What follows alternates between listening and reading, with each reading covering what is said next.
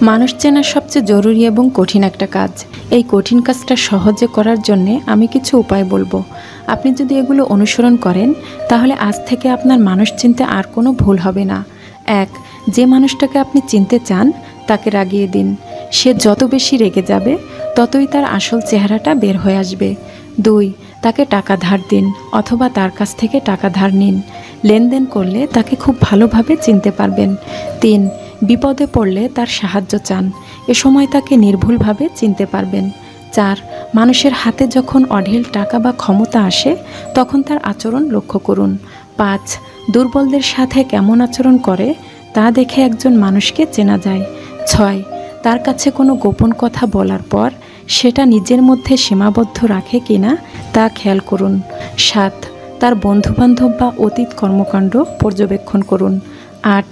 তার কথার সাথে কাজের মিল আছে কিনা সেটা লক্ষ্য করুন। 9. দুঃখ বা সুখের অনুভূতি কিভাবে প্রকাশ করে তা খেয়াল করুন। 10. স্বার্থ আছে অথবা স্বার্থ নেই এমন আলাদা বিষয়ে তার আচরণ দেখুন।